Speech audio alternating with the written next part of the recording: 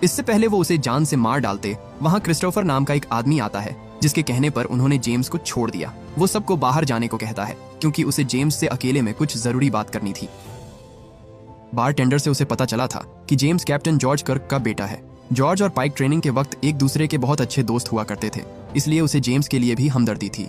वो कहते हैं कि तुम्हारे एप्टीट्यूड टेस्ट्स तो लाजवाब हैं, तुम्हारे लेवल का जीनियस इस पूरे मिडवेस्ट में कोई नहीं है, तो आखिर बात क्या है? तुमने अभी तक स्टारफ्लीट इंटेलिजेंस में अप्लाई क्यों नहीं किया? पर जेम्स अपने डैड की तरह ऑर्डर्स फॉलो करते हुए मरना नहीं चाहता था। ये जानकर कि जेम्स को अपने पिता की बहादुरी का जरा भी अंदाजा नहीं है, पाइक को काफी बुरा लगता है।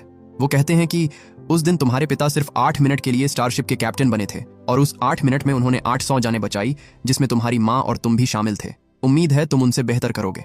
वो जेम्स को एक कार्ड थमाते हुए बताते हैं कि कल सुबह नए लोगों की भर्ती है, तुम वहां आ सकते हो। अगर सब सही रहा तो 4 साल बाद एक ऑफिसर की पोस्ट और 8 साल बाद तुम्हारा अपना शिप होगा। उसकी बातों का जेम्स पर बहुत गहरा असर हुआ था, इसलिए वो बिना कोई सवाल किए अगले दिन चुपचाप स्टारफ्लीट हेडक्वार्टर्स पहुंच जाता है। वहां उसे ढेर सारे लोग दिखाई दिए जिन्हें अगले 4 साल तक ट्रेन किया जाना था। जेम्स को वहां वो लड़की भी मिलती है जिसकी वजह से कल रात उसकी पिटाई हुई थी। कुछ ही देर में वहां एक आदमी आया जो पेशे से एक डॉक्टर था। शुरू में तो जेम्स और उसकी बिल्कुल नहीं बनती, पर जल्द ही दोनों में अच्छी दोस्ती हो गई। इसके बाद कहानी 3 साल आगे शिफ्ट होती है और हमें बताया जाता है कि जेम्स इतना स्मार्ट था कि उसने अपनी 4 साल की ट्रेनिंग को 3 साल में ही खत्म कर लिया।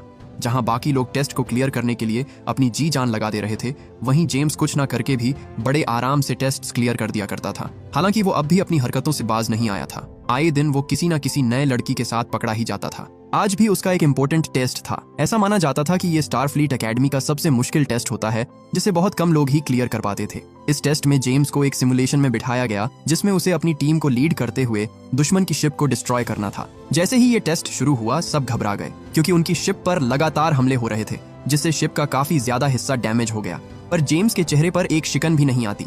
उसके लिए ये बिल्कुल एक वीडियो गेम जैसा था। वो हर टेस्ट की तरह इस टेस्ट को भी सीरियस नहीं ले रहा था। दुश्मन उन पर निशाना साधे हुए थे, पर वो कहता है डरने की कोई बात नहीं। सुपरवाइजर को लगा कि वो इतनी गंभीर सिचुएशन को हल्के में ले रहा है। वो उसे टेस्ट में फेल करने ही वाले थे कि तभी अचानक उनके शिप की पावर चली गई और जैसे ही वापस आई, जेम्स ने दुश्मन पर हमला कर उनकी शिप को मार गिराया। उसने बिना नुकसान काम पूरा किया, दुश्मन की शिप तबाह कर दी और तो और उनका कोई साथी जख्मी भी नहीं हुआ। और ये सब उसने एक सेब खाते खाते कर दिया था। एग्जामिनर को तो अपनी आंखों पर यकीन ही नहीं होता। वो बोला, ये लड़का इतनी आसानी से टेस्ट कैसे पार कर गया? जिस पर स्पॉक, जिसने ये टेस्ट डिजाइन किया था, कहता है यही तो मैं भी जानना चाहता हूँ। उसे लगा कि उसने जरूर चीटिंग की है क्योंकि आज तक कोई भी उसके टेस्ट को पास नहीं कर पाया था।